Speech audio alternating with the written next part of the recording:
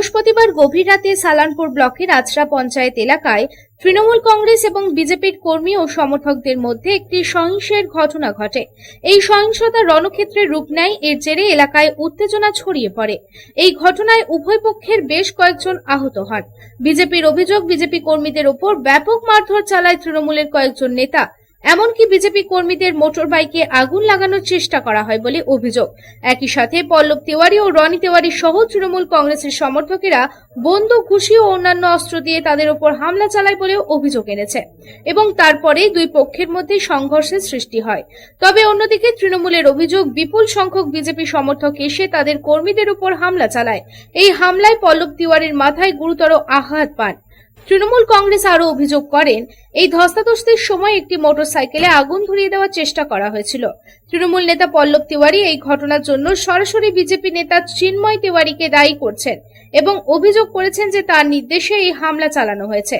তবে বিজেপি নেতা চিন্ময় তিওয়ারি সমস্ত অভিযোগ প্রত্যাখ্যান করে বলেছেন যে তৃণমূলের শাসনামলে এলাকার মানুষ নিপীড়িত হয়েছিল এবং জনগণ তাদের বিরুদ্ধে তাই জেগে উঠেছে। বিজেপি কোনো ধরনের সহিংসতাকে সমর্থন করে না। এখন আছড়ার ওখানে সাধারণ মানুষ যারা আছে তারা এই ব্যক্তিগুলোর উপরে, যে ব্যক্তির উপরে মানে হামলা চালিয়েছে, তাদের উপরে অলরেডি অনেক জনরোষ আছে। তা বলে এই নয় যে ভারতীয় জনতা পার্টি এই সমস্ত ব্যক্তিদের সাপোর্ট করবে। ভারতীয় জনতা পার্টি একদম মানে সবাইকে ইকুয়ালি দেখে এবং যে কমপ্লেন করবে তার বিরুদ্ধে অ্যাকশন নেবে। ভারতীয় জনতা পার্টি না, প্রশাসন তার অ্যাকশন নেবে।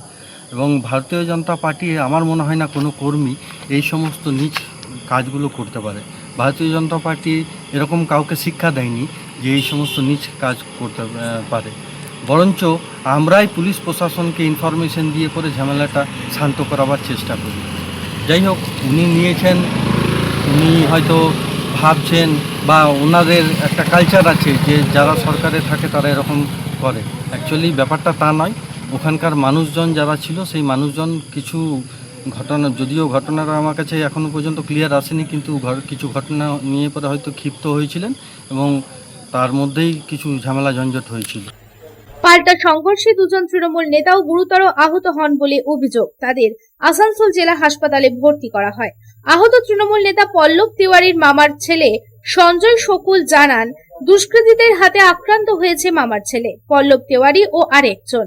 এই বছরের যে বুকসগুলো, সেই নতুন বুকসের স্যাম্পলস নিয়ে সমস্ত বই নিয়ে যখন ঢোকে, আমার স্কুলের পাশে আমার ভাইয়ের যে ঘর, আমার মামার পৈতৃক সম্পত্তি, বাস্তু ঘর ওটা, সেই ঘরটি আমরা সব সামানপত্র যখন ঢোকানোর সময় কয়েকজন দুষ্কৃতী এসে আমার ভাইকে তখন বলে যে তোরা এখানে কেন ঢোকাচ্ছি? আমাদের নিজেদের বাড়িতে নিজেরা মাল ঢুকাচ্ছি না, এই বাড়িতে ঢুকতে পারবি না, এটা আমাদের জায়গা, ভেস্টেড জায়গা। আমার নিজের বাড়ি কি ভেস্টেড জায়গা হয়? আমার তো পৈতৃক সম্পত্তি, তার দলিল আছে, তার রেকর্ড আছে, তার সমস্ত কিছু আছে, স্কুলের বই রাখছি। তখন ওই বাবন ধীবর, ওর বাবার নাম উত্তম ধীবর, তার বাবার নাম লেট সতু ধীবর, আর আকাশ বাউরি, তার বাবার নাম বৈদ্যনাথ বাউরি, তার সাথে সাথে মোহিত ধীবর, তার বাবার নাম লেট দীপক ধীবর, আর সঞ্জয় বাউরি, তার বাবার নাম লেট পরেশ বাউরি। এরা ওখানে দুষ্কৃতিমূলক আচরণ করে মারধর করে, জিনিসপত্র কিছু ভাঙচুর, আপনারা দেখেছেন, স্পটে দেখেছেন ভাঙচুর করেছে। আমার ভাইয়ের গাড়িটাতে আগুন লাগিয়ে দিয়েছে এবং পুলিশ সেটা রিকভারিও করেছে। এবার আমরা পুলিশের দ্বারস্থ হয়েছি যে এরকম যদি দুঃশৃঙ্খলতা চলতে থাকে তাহলে আমরা কীভাবে করব। এদিন এই ঘটনার পর থেকেই আচরা এলাকায় চাপা উত্তেজনা সৃষ্টি হয়েছে। পরিস্থিতি নিয়ন্ত্রণে পুলিশ মোতায়েন করা হয়েছে।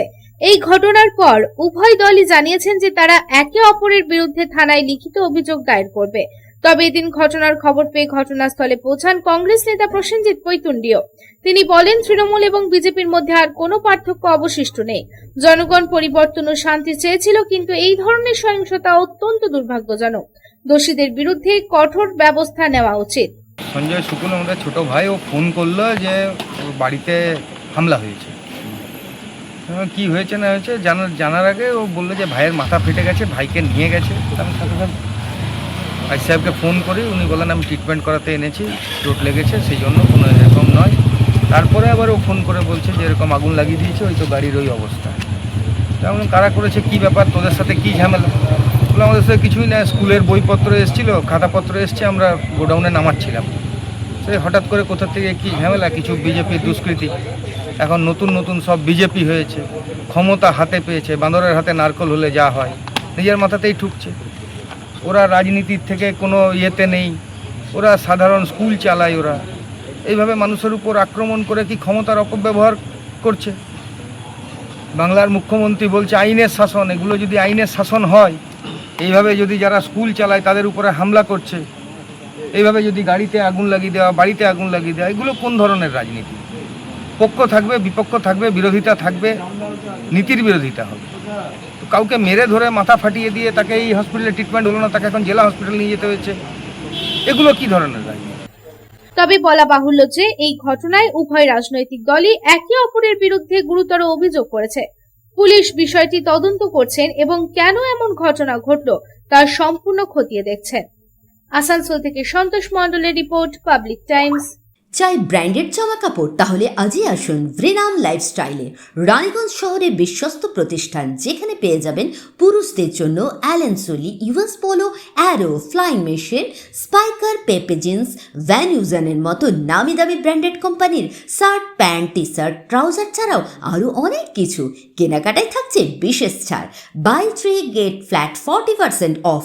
আমাদের ঠিকানা ভ্রেনাম lifestyle, Ritusiddhi apartment, opposite electric supply office, near sports assembly, NSB road, Raniganj. Phone number 9144777708।